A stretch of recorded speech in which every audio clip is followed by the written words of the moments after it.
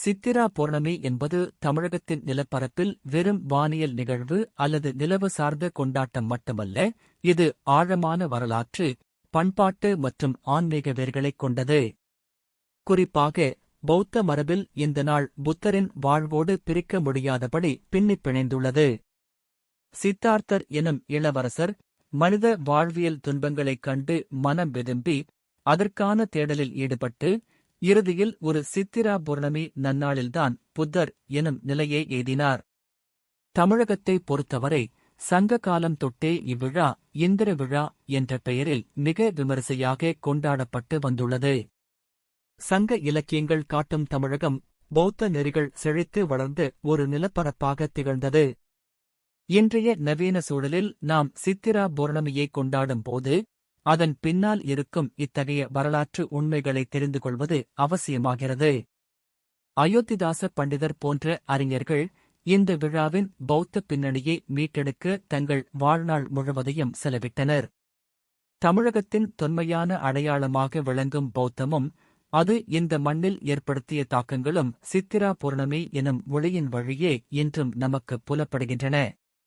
நிலவின் ஒளி எப்படி உலகிற்கு தேவையோ அதேபோல் புத்தர் காட்டிய தர்மத்தின் ஒளியும் மனித குலத்திற்கு இன்றியமையாதது என்பதை இந்த பகுதி உணர்த்துகிறது. புத்தரின் ஞானம் என்பது ஒரு தனி மனிதனின் விடுதலை மட்டுமல்ல, அது ஒரு சமூகத்தின் ஒட்டுமொத்த விழிப்புணர்வு. அந்த விழிப்புணர்வை நோக்கி நம்மை நகர்த்துவதே சித்திரா பௌர்ணமி தரும் செய்தி. இன்றும் இந்த நாளை கொண்டாடும் போது நாம் வெறும் சடங்காக பார்க்காமல் அதன் பின்னால் இருக்கும் சமத்துவ கோட்பாடுகளை சிந்திக்க வேண்டும். சங்க இலக்கியங்கள் போற்றிய இந்த அறம் பிற்காலத்தில் மறைக்கப்பட்டாலும் வரலாற்றின் பக்கங்களில் இன்றும் அழியாமல் உள்ளது. தமிழகத்தின் சங்க இலக்கியங்கள் தமிழர்களின் ஆதி வரலாற்றை பேசும் உன்னத கருவூலங்கள். நற்றிணை, குறுந்தொகை, அகநானூறு, புறநானூறு தொடங்கி 10 பாட்டு மற்றும் 8 தொகை நூல்களில் பௌத்த தாக்கங்கள் ஆங்காங்கே சிதறிக் கிடக்கின்றன.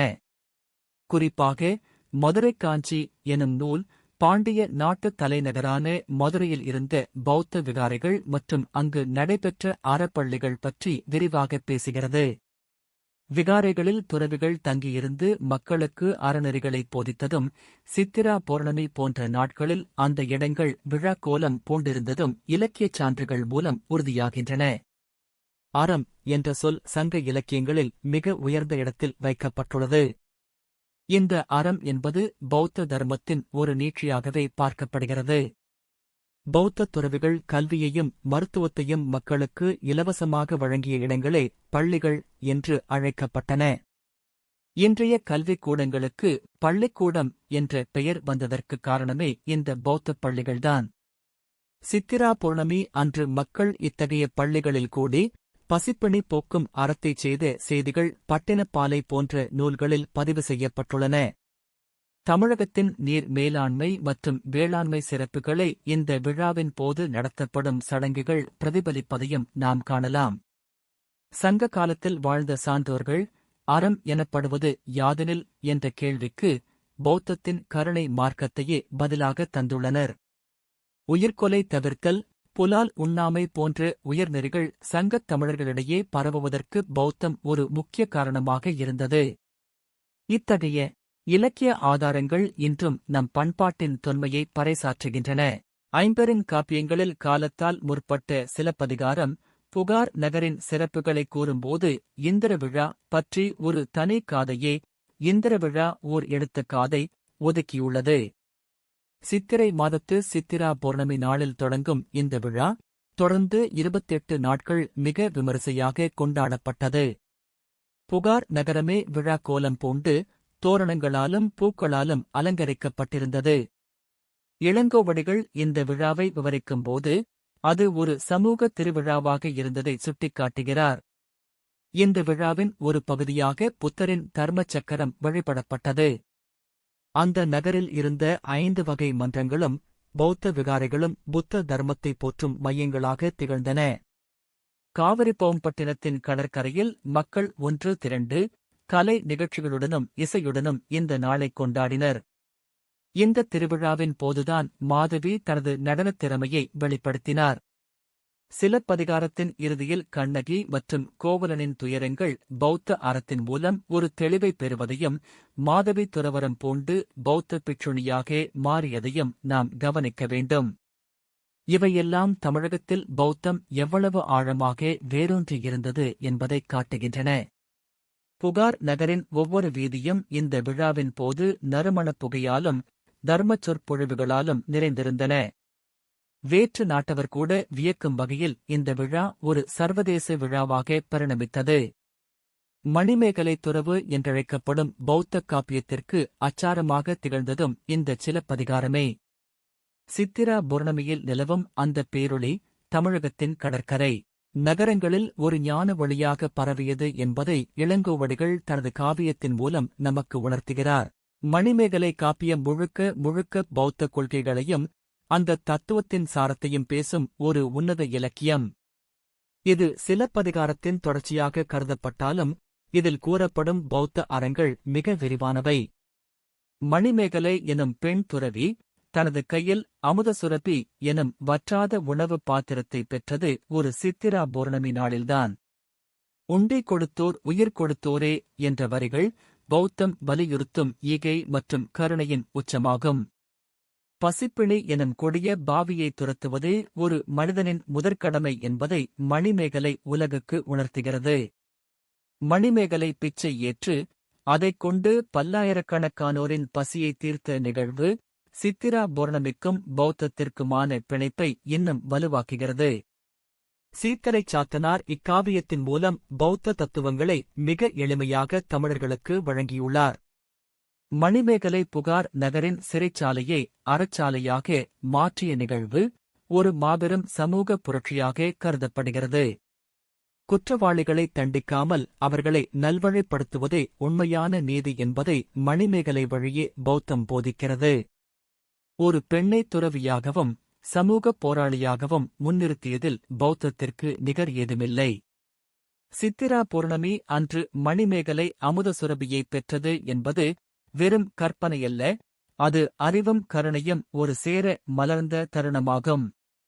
மணிமேகலையின் பயணம் என்பது தன்னை உணர்ந்தது மட்டுமல்லாமல் தன்னைச் சுற்றியுள்ள சமூகத்தின் துயரங்களைத் துடைப்பதும் ஆகும். இன்றும் மணிமேகலை காப்பியம் பௌத்தத்தின் சமூகப் பணியை பறைசாற்றும் ஒரு மாபெரும் ஆவணமாக திகழ்கிறது. பௌத்த தத்துவத்தில் தானம் என்பது வெறும் பொருள் கொடுப்பதல்ல, அது ஒருவனின் அகங்காரத்தை அழித்து சமூக நல்லிணக்கத்தை உருவாக்குவது. மணிமேகலை காப்பியத்தில் வரும் அமுதசுரபி தனிமனித பசியைப் போக்குவது மட்டுமல்லாமல் ஒரு சமூகத்தின் பொருளாதார சமநிலையை வலியுறுத்துகிறது.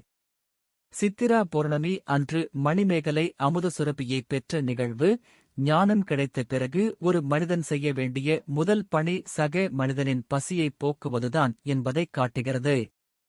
பசி வந்திடப் பத்தும் பறந்து போகும் என்பார்கள். பசியால் வாடும் மனிதனுக்கு எந்த அறத்தையும் போதிக்க முடியாது என்பதை உணர்ந்த பௌத்த துறவிகள் முதலில் அன்னதானத்தை சிறப்பாகச் செய்தனர். மணிமேகலை புகார் நகரின் வீதிகளில் பிச்சை ஏற்று அதைக் கொண்டு ஏழை எளியவர்கள் ஊனமுற்றோர் மற்றும் ஆதரவற்றோரின் பசி தீர்த்தது ஒரு தர்ம ராஜ்யத்தின் அடையாளமாகும்.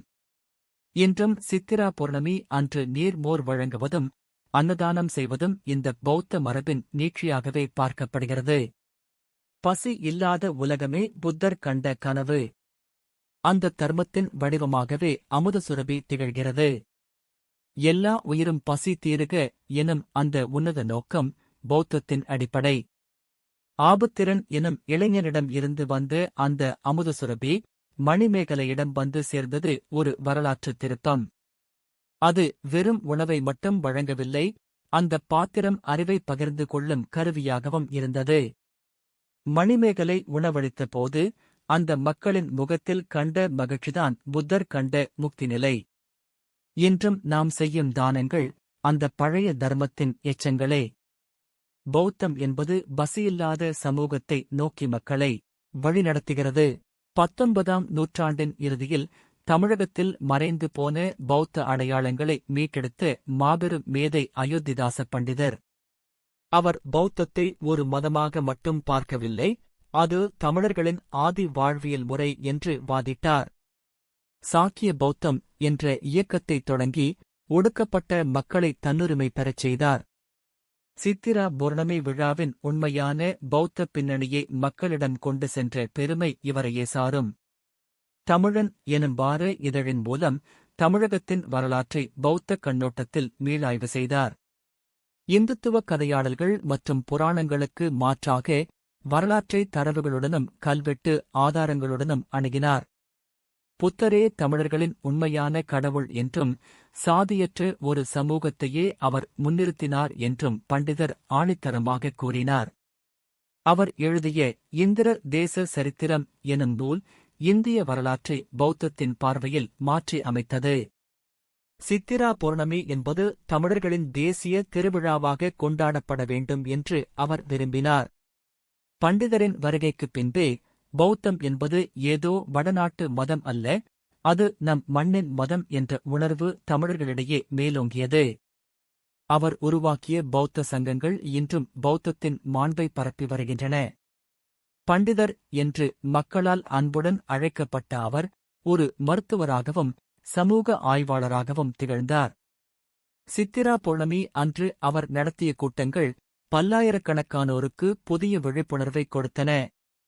தமிழர்களின் சுயமரியாதை போராட்டத்திற்கு பௌத்தமே ஆதி மூலம் என்பதை அவர் நிரூபித்தார்.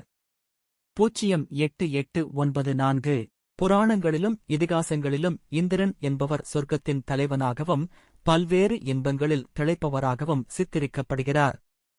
ஆனால் அயோத்திதாச பண்டிதர் இந்த பிம்பத்தை தகர்த்து எறிகிறார். இந்திரன் என்ற சொல் 5 புலன்களையும் வென்றவர், ஐந்தவித்தான் என்ற பொருளில் புத்தருக்கே பொருந்தும் என்று அவர் நிறுவினார். சித்திரா பௌர்ணமி அன்று கொண்டாடப்படும் இந்திர விழா என்பது பேரறிவு பெற்ற புத்தர் தனது ஐம்புலன்களையும் அடக்கி ஞான ஒளி பெற்றதைக் கொண்டாடும் விழாவாகும். பண்டிதர் தனது ஆய்வுகளில் 1000 கண்ணுடையோன் என்பது புறக்கண்களைக் குறிப்பதல்ல, மாறாக பேரறிவையும் விழிப்புணர்வையும் பெற்று புத்தரையே குறிக்கும் என்று விளக்கமளித்தார். பண்டைய தமிழகத்தில் புத்தரை இந்திரன் என்று மக்கள் அழைத்தார்கள் என்பதற்கான இலக்கியச் சான்றுகளை அவர் முன்வைத்தார். சித்திரா பௌர்ணமி நிலவின் குளுமையும் புத்தரின் ஞானமும் ஒன்றே என்பது அவர் வாதம். இத்தகைய ஆய்வுகள் தமிழர்களின் பூர்வீக மதம் பௌத்தமே என்பதை வலுப்படுத்தின. மேலும் தேவேந்திரன் என்ற சொல் தர்மத்தைக் காக்கும் புத்தரைத்தான் குறிக்கும் என்றும் அவர் தெளிவுபடுத்தினார். பிற்கால புராணங்கள் புத்தரை மறைத்துவிட்டு அந்த இடத்தை தங்களுக்கு சாதகமாக மாற்றிக் கொண்டன என்பதை அவர் ஆவணப்படுத்தினார். சங்க இலக்கியங்களில் வரும் இந்திர விழா பற்றிய வர்ணனைகள் யாவும் புத்தரின் தம்மத்தை கொண்டாடும் விழாவே என்று அவர் ஆணித்தரமாக வாதிட்டார். பண்டிதரின் இந்த வரலாற்று மீட்பு ஒடுக்கப்பட்ட சமூக மக்களுக்கு ஒரு புதிய ஆன்மீக மற்றும் அரசியல் பாதையை வகுத்துக் கொடுத்தது. இந்திரன் என்பது ஒரு மாய கதாபாத்திரம் அல்ல, அது மனித நிலையிலிருந்து உயர்ந்து ஞானம் பெற்ற ஒரு மனிதனின் நிலை என்பதை அவர் உலகிற்குச் சொன்னார். அண்ணல் அம்பேத்கர் இந்திய வரலாற்றில் ஒரு மாபெரும் சமூக புரட்சியாளர். அவர் 1956ஆம் ஆண்டு நாக்பூரில் லட்சக்கணக்கான மக்களுடன் பௌத்தத்தை தழுவியது ஒரு புதிய சகாப்தத்தின் தொடக்கமாகும். நான் இந்துவாகப் பிறந்தேன், ஆனால் இந்துவாக இறக்க மாட்டேன் என்று சபதமேற்ற அவர் பௌத்தத்தை தனது விடுதலையின் மார்க்கமாக தேர்ந்தெடுத்தார். அவர் கண்ட பௌத்தம் பகுத்தறிவையும் அறிவியலையும் அடிப்படையாகக் கொண்டது. புத்தரும் அவரின் தம்மமும் த புத்தா அண்ட் ஹிஸ் தம்மா எனும் நூலில் புத்தரின் போதனைகளை நவீன காலத்திற்கு ஏற்ப அவர் மிக அழகாக விளக்கியுள்ளார். அம்பேத்கரின் இந்தச் செயல் தமிழகத்தில் ஏற்கனவே பண்டிதரால் விதைக்கப்பட்ட பௌத்த விதைகளுக்கு பெரும் புத்துயிர் அளித்தது. சித்திரா பௌர்ணமி அன்று நாம் புத்தரை நினைவு கூர்வது என்பது அம்பேத்கர் காட்டிய சமத்துவப் பாதையில் நடப்போம் என உறுதி ஏற்பதாகும். சாதி ஒழிப்பு மற்றும் பெண் உரிமைக்கான போர்க்கருவியாகவே அம்பேத்கர் பௌத்தத்தை பார்த்தார். அம்பேத்கர் பௌத்தத்தை தழுவிய போது வழங்கிய 22 உறுதிமொழிகள் ஒரு புதிய தார்மீக வாழ்க்கையை மக்களுக்கு வழங்கின. சித்திரா பௌர்ணமி என்பது வெறும் வழிபாடு அல்ல, அது ஒரு விடுதலையின் பிரகடனம். பௌத்தம் என்பது ஒரு உயிர்ப்புள்ள சமூகம், அது சமத்துவமின்மையை ஒருபோதும் சகித்துக் கொள்ளாது என்று அவர் கூறினார். இந்திய அரசியல் சாசனத்தை செதுக்கிய மேதை, புத்தரின் போதனைகளை தனது சட்டக் கோட்பாடுகளிலும் உட்புகுத்தினார். இன்று நாம் அனுபவிக்கும் பல உரிமைகளுக்குப் பின்னால் புத்தரின் தம்மம் இருக்கிறது என்பதை அம்பேத்கர் நமக்கு நினைவூட்டினார். சித்திரா பௌர்ணமி அன்று அந்த மாமனிதரை நினைப்பது தர்மத்தின் மீது நாம் வைக்கும் நம்பிக்கையாகும். பௌத்தம் என்பது குருட்டுத்தனமான நம்பிக்கைகளை அடிப்படையாகக் கொண்ட மதம் அல்ல, அது கேள்வி கேட்பதையும் ஆய்ந்து அறிவதையும் ஊக்குவிக்கிறது. எந்த ஒரு கருத்தையும் நான் சொன்னேன் என்பதற்காக அப்படியே ஏற்காதே, உனது பகுத்தறிவுக்கு பொருந்துமானால் மட்டும் ஏற்றுக்கொள் என்ற புத்தரின் வாசகம் உலகப் புகழ் பெற்றது. இந்த பகுத்தறிவுச் சிந்தனையே அம்பேத்கரை பௌத்தத்தின் பால் ஈர்த்தது. சித்திரா பௌர்ணமி நாளில் நாம் புத்தரை வணங்குவது என்பது ஏதோ ஒரு தெய்வத்தை வழிபடுவது போன்றதல்ல, அது அவர் காட்டிய பகுத்தறிவு பாதையில் நம்மை தூய்மைப்படுத்திக் கொள்வதாகும். தீண்டாமை, சாதிப்பாகுபாடு போன்ற சமூக கேடுகளுக்கு எதிரான மிகப்பெரிய மருந்தாக பௌத்தம் விளங்கியது. பண்டிதர் அயோத்திதாசரும் அண்ணல் அம்பேத்கரும் இந்த பகுத்தறிவு பௌத்தத்தையே தங்களின் போராட்ட ஆயுதமாகக் கொண்டனர். மூட நம்பிக்கைகளில் இருந்து மக்களை விடுவித்து அறிவின் பாதையில் செலுத்துவது இந்த நாளின் உண்மையான நோக்கம். பௌத்தத்தில் சடங்குகளுக்கு முக்கியத்துவம் இல்லை, மாறாக செயல்களுக்கே முக்கியத்துவம் உண்டு. உனக்கு நீயே ஒளியாக இரு, அப்போ தீபோ பவ என்பது புத்தரின் இறுதி உபதேசம். இது ஒரு தனி மனிதனை சுதந்திரமாக சிந்திக்கத் தூண்டுகிறது. சித்திரா பௌர்ணமி நிலவு எப்படி தனக்குள் ஒளியைப் பெற்று உலகிற்கு வழங்குகிறதோ, அதுபோல மனிதனும் அறிவைப் பெற்று சமூகத்திற்கு வழங்க வேண்டும். பகுத்தறிவு இல்லாத ஆன்மீகம் ஒருபோதும் மனிதனை உயர்த்தாது என்பதை பௌத்தம் மிகத் தெளிவாகப் பேசுகிறது. அதனால்தான் இன்றைய நவீன அறிவியலும் புத்தரின் கருத்துக்களோடு ஒத்துப்போகிறது. சித்திரா பௌர்ணமி அன்று நாம் செய்யும் தியானம் நம்மைப் பற்றிய சுயவிசாரணையாக இருக்க வேண்டும். சங்க இலக்கியம் முதல் நவீன இலக்கியம் வரை அறம் என்ற சொல் மிக முக்கியமான இடத்தைப் பெற்றுள்ளது. அறத்தின் வழி நிற்றல் என்பதே பௌத்த தர்மத்தின் சாரமாகும்.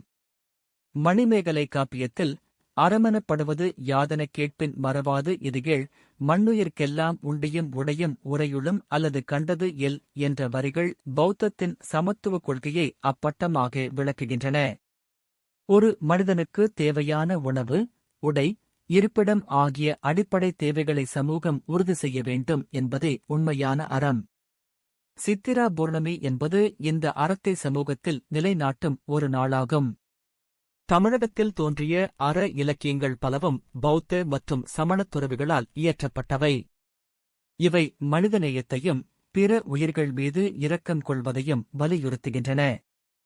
பசிப்பிணி போக்கும் அறமே மற்ற எல்லா அறங்களை விடவும் மேலானது என்பதை தமிழ் காப்பியங்கள் திரும்பத் திரும்பச் சொல்கின்றன. அறம் என்பது ஏதோ மேலுலகில் கிடைப்பதல்ல, அது இவ்வுலகிலேயே சக மனிதர்களுடன் இணைந்து வாழ்வதில் இருக்கிறது. திருக்குறள் போன்ற நூல்களில் கூட பௌத்த கருத்துக்களின் தாக்கம் இருப்பதாக ஆய்வாளர்கள் கருதுகின்றனர். கொல்லாமை, கள்ளாமை, பொய் பேசாமை போன்ற பஞ்சசீல கொள்கைகள் தமிழர்களின் வாழ்வியலோடு இரண்டர கலந்திருந்தன. சித்திரா பௌர்ணமி அன்று இந்த அறநெறிகளை மீண்டும் நினைவுகூர்வது நம் பண்பாட்டை தற்காத்துக் கொள்வதாகும். அறம் சார்ந்த ஒரு சமூகம் மட்டுமே நீடித்த அமைதியை அனுபவிக்க முடியும். அந்த அமைதிக்கான திறவுகோல் பௌத்த தர்மத்தில்தான் உள்ளது. பண்டைய தமிழகத்தில் பௌத்த விகாரைகள் வெறும் வழிபாட்டுத் தலங்களாக செயல்படவில்லை. அவை மிகச்சிறந்த கல்வி நிலையங்களாகவும் மருத்துவமனைகளாகவும் திகழ்ந்தன. பள்ளி என்ற சொல் பௌத்த துறவிகள் தங்கியிருந்த இடத்தை குறிக்கும். அங்குதான் மக்களுக்கு கல்வியும் அறமும் போதிக்கப்பட்டன. இதன் காரணமாகவே இன்றும் நாம் கல்விக்கூடங்களை பள்ளிக்கூடம் என்று அழைக்கிறோம். பௌத்தமும் சமணமும் தமிழகத்தில் கல்வியை அனைவருக்கும் பொதுவாக்கின. குறிப்பாக சித்திரா பௌர்ணமி போன்ற விழா நாட்களில் இந்த பள்ளிகளில் பெரிய விவாத மேடைகளும் தர்மச் சொற்பொழிவுகளும் நடைபெற்றன. காஞ்சிபுரம், காவிரிபுரம்பட்டினம், மதுரை போன்ற நகரங்கள் பௌத்த கல்வியின் உலகளாவிய மையங்களாக இருந்தன. திங்நாகர் போன்ற தர்க்கவியல் அறிஞர்களும் தர்மபாலர் போன்ற தத்துவஞானிகளும் இந்த பௌத்தப் பள்ளிகளில் இருந்தே உருவானார்கள். இது தமிழர்களின் அறிவுசார் வரலாற்றில் ஒரு பொற்காலமாகும். கல்வியை புனிதமானதாக மாற்றியது பௌத்தம்தான். எந்தவிதமான சாதி மதப்பாகுபாடும் இல்லாமல் அனைவரும் கல்வியை கற்க இந்தப் பள்ளிகள் கதவுகளை திறந்து வைத்திருந்தன. சித்திரா பௌர்ணமி அன்று புதிய மாணவர்கள் கல்வி கற்கத் தொடங்கும் ஒரு நன்னாளாகவும் கருதப்பட்டது. இத்தகைய விகாரைகள் பிற்காலத்தில் அழிக்கப்பட்டாலும் அந்தப் பள்ளிக் கலாச்சாரம் தமிழர்களின் இரத்தத்தில் ஊறிவிட்டது. இன்றும் தமிழகம் கல்வியில் சிறந்து விளங்குகிறது என்றால் அதன் வேர்கள் சங்ககால பௌத்தப் பள்ளிகளிலேயே உள்ளன. அந்த வரலாற்று உண்மையை நாம் சித்திரா பௌர்ணமி அன்று போற்றுவோம். தமிழகத்தின் சித்தர் மரபிற்கும் பௌத்தத்திற்கும் மிக நெருங்கிய தொடர்பு உண்டு என்று அயோத்திதாச பண்டிதர் தனது ஆய்வுகளில் குறிப்பிடுகிறார். 17 சித்தர்களில் பலரை அவர் பௌத்த பெரியோர்களாகவே அடையாளப்படுத்துகிறார். சித்தர் என்ற சொல்லே சித்தி பெற்றவர் அல்லது மெய்ஞானம் அடைந்தவர் என்று பொருள்படும். புத்தர் ஒரு மகா சித்தர். சித்தர்களின் மருத்துவ முறைகள், குறிப்பாக வாதம், வைத்தியம், யோகம் மற்றும் ஞானம் ஆகிய 4 நிலைகளும் பௌத்தத்தின் காயகல்ப முறைகளோடு தொடர்புடையவை. சித்திரா பௌர்ணமி அன்று சித்தர்கள் கூடி மூலிகை ரகசியங்களைப் பகிர்ந்து கொண்டதாகவும் தியானத்தில் ஈடுபட்டதாகவும் மரபு வழிச் செய்திகள் உள்ளன. பௌத்தத் துறவிகள் காடுகளில் அலைந்து மூலிகைகளை சேகரித்து மக்களுக்கு இலவசமாக மருத்துவம் பார்த்தனர். இவர்களே பிற்காலத்தில் சித்தர்களாக போற்றப்பட்டனர். பௌத்தமும் சித்த மருத்துவமும் மனித உடலையும் உள்ளத்தையும் ஒருசேர குணப்படுத்தும் நோக்கம் கொண்டவை. சித்தர்களின் பாடல்களில் சாதி ஒழிப்பு மற்றும் போலித்தனமான மதச்சடங்குகளை எதிர்க்கும் போக்கு இருக்கும். இது அப்படியே பௌத்தத்தின் கருத்தியலோடு ஒத்துப்போகிறது. உள்ளமே கோயில், உடம்பே ஆலயம் என்பது சித்தர்களின் வாக்கு. இது புத்தரின் தியான கொள்கையின் நீட்சியாகும். சித்திரா பௌர்ணமி என்பது சித்தர்கள் கண்டடைந்த அந்த ஞான ஒளியை நாம் தரிசிக்கும் நாளாகும். சித்த மருத்துவமும் பௌத்த தர்மமும் இணைந்து தமிழகத்தில் ஒரு ஆரோக்கியமான சமுதாயத்தை உருவாக்கின. இன்றைய நவீன காலத்தில் சித்திரா பௌர்ணமி பல இடங்களில் சடங்கு ரீதியான விழாவாக மட்டுமே பார்க்கப்படுகிறது. ஆனால் அதன் உண்மையான நோக்கத்தை நாம் மீட்டெடுக்க வேண்டிய கட்டாயத்தில் இருக்கிறோம். அண்ணல் அம்பேத்கர் மற்றும் அயோத்திதாச பண்டிதர் காட்டிய வழியில் இது ஒரு சமூக நீதிக்கான நாளாகவும் சமத்துவத்திற்கான நாளாகவும் மாற வேண்டும். சாதியற்ற சமத்துவ சமுதாயத்தை நோக்கி மக்களை வழிநடத்தவும் பகுத்தறிவு சிந்தனையை பரப்பவும் இந்நாளை நாம் பயன்படுத்திக் கொள்ள வேண்டும். தமிழகத்தின் பல இடங்களில் இன்றும் மண்ணில் புதைந்து கிடக்கும் புத்தர் சிலைகளும் கல்வெட்டுகளும் நம் மண்ணின் ஆதி வரலாறு பௌத்தத்தோடு இணைந்தது என்பதை மானமாக பறைசாற்றிக் கொண்டிருக்கின்றன. அந்த வரலாற்றை தேடிப் படிப்பதும் அந்த அறநெறிகளை நம் வாழ்வில் கடைப்பிடிப்பதுமே இந்த நாளுக்கு நாம் செய்யும் உண்மையான மரியாதையாகும். பௌத்தம் என்பது கடந்த கால வரலாறு மட்டுமல்ல, அது எதிர்காலத்திற்கான வழிகாட்டி. அறிவியல் வளர்ச்சி பெற்ற இக்காலத்தில் வன்முறைகளும் வெறுப்புகளும் பெருகி வருகின்றன. இதற்கு ஒரே தீர்வாக புத்தரின் கருணை மார்க்கம் மட்டுமே இருக்க முடியும். சித்திரா பௌர்ணமி நிலவின் ஒளியில் நாம் அனைவரும் சகோதரர்களாக ஒன்றிணைந்து வாழ வேண்டும். வேற்றுமைகளை மறந்து தர்மத்தின் பின்னால் அணிதிரள்வதுதான் இன்றைய தேவையாகும். அந்த விழிப்புணர்வை இன்றைய இளைய தலைமுறையினரிடம் கொண்டு சேர்ப்பது நம் கடமை. வரலாற்றை மீட்டெடுப்பது என்பது வெறும் பழமை பாராட்டுவது அல்ல, அது எதிர்காலத்தை செப்பனிடுவதாகும். சித்திரா பௌர்ணமி என்பது உலகெங்கிலும் உள்ள பௌத்தர்களால் புத்த பூர்ணிமா அல்லது விசாக பூர்ணிமா என்று அழைக்கப்படுகிறது. இது புத்தரின் வாழ்வில் நிகழ்ந்து 3 மிக முக்கியமான நிகழ்வுகளைக் குறிக்கிறது. அவர் பிறந்தது, அவர் போதி மரத்தடியில் ஞானம் அடைந்தது மற்றும் அவர் மகாபரிநிர்வாணம், மறைவு அடைந்தது ஆகிய 3மே சித்திரா பௌர்ணமி நாளில்தான் நிகழ்ந்தன. ஒரு மனிதன் எப்படி தனது விடாமுயற்சியால் ஆசைகளை துறந்து ஞான நிலையை அடைய முடியும் என்பதற்கு புத்தரின் வாழ்வே மிகச்சிறந்த உதாரணம். அவர் காட்டிய மஜ்ஜிமா பதிபதா எனப்படும் நடுநிலை வழி இன்றைய வன்முறை நிறைந்த உலகிற்கு மிகவும் தேவையானது. எதற்கும் தீவிரமாகச் செல்லாமல் மனதை சமநிலையில் வைத்துக் கொள்வதே பேரின்பம் தரும். புத்தரின் இந்த எளிமையான தத்துவங்கள் சித்திரா பௌர்ணமி நிலவின் ஒளியைப் போலவே குளுமையானவை மற்றும் அமைதி தரக்கூடியவை. பிறப்பு முதல் இறப்பு வரை ஒருவன் எப்படி வாழ வேண்டும் என்பதை புத்தர் ஒரு உதாரணமாகவே வாழ்ந்து காட்டினார். அவர் ஒருபோதும் தன்னை கடவுளாக அறிவிக்கவில்லை, தன்னை ஒரு வழிகாட்டியாகவே மார்கத்தா முன்னிறுத்தினார். சித்திரா பௌர்ணமி அன்று நாம் அந்த வழிகாட்டியின் காலடி தடத்தில் நடக்க தீர்மானிக்க வேண்டும். உலக நாடுகளுக்கிடையே அமைதி நிலவவும் மனிதநேயம் தழைக்கவும் புத்தரின் போதனைகள் இன்றும் தேவையாக உள்ளன.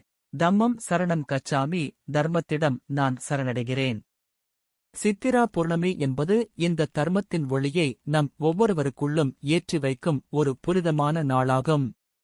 மணிமேகலை கையில் ஏந்திய அமுதசுரபி போல நம்மிடம் உள்ள அன்பையும் அறிவையும் கருணையையும் பிற உயிர்களுடன் பகிர்ந்து கொள்ள வேண்டும்.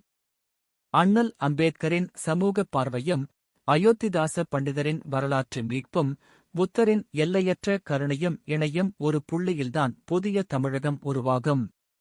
சங்க இலக்கியங்கள் போற்றிய அந்த தூய அறம் வரும் தலைமுறைகளையும் நல்வழிப்படுத்தட்டும். பௌத்தம் என்பது ஒரு குறுகிய வட்டத்திற்குள் அடங்கும் மதம் அல்ல, அது மனிதனை மனிதனாக வாழச் செய்யும் ஒரு உன்னத வாழ்க்கை நெறி. இந்த சித்திரா பௌர்ணமி நன்னாளில் நாம் அனைவரும் சமத்துவத்தோடும் சகோதரத்துவத்தோடும் வாழ உறுதி ஏற்போம். தர்மத்தின் ஒளி எங்கும் பரவட்டும், எல்லா உயிர்களும் இன்புற்று வாழட்டும். பௌத்தம் நமக்கு போதிக்கும் மிகப்பெரிய பாடம் அன்பு. அந்த அன்பை நம்முடைய செயல்களில் காட்டுவோம். சாதி மதக்கடப்புகளைத் தாண்டி ஒரு மனிதாபிமான உலகைப் படைப்போம்.